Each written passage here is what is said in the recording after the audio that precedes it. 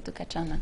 Tsika trano kosa ny fampahalalam-baovao manamboka izao dia isy ny lelavola izay mitentina roapolo tapitrisa ariary ho an'ny traboina izay any atsimo izay atokany Axius Humanity Madagascar izay tafiditra ao anatin'ny vondrona Axius groupe moa izy ireo. Anangaram-pitso ilay fiara lehibe hitondra ny fanampiana ho an'ireo olona any atsimo izay izara azy ireo ihany koa ny tompona ndraikitra tandrefy azy. Lovara manatsoso marasoana avy nanangana ny vao.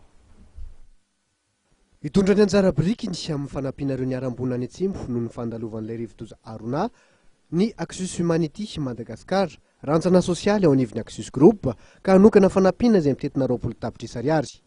Ahitana akanjo sy akora ilaina amin'ny andavanandro izany fanampiana izany araka ny fantatra nandritra ny valandresako amin'ny mpanao gazety izay nkarakaray ny tolakandro tetsy amin'ny foibeny etsy izay hivandry.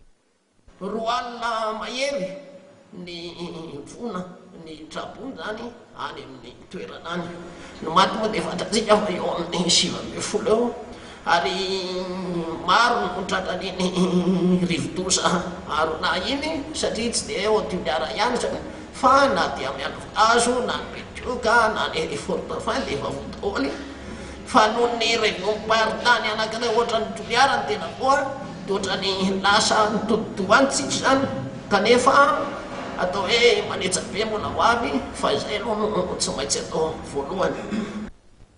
Anangaram-pitso ireo fiara lehibe hitondra ireo fanampiana maro samihafa araka ny fanampim-panazavana ny menanay. Anangarafakapitso ho any atsimo kosa ny delegasiona mafonja ny Axus Humanity ahitana mpandrara malagasy sy vahiny mpiara-peo minantoka aminy anao tombana ny zavamisy sy anadiadin'ny filandreo traboina. Voadingana voalohany tokoa izao fanampiana izao araka ny fanazavana no menanay hatrany.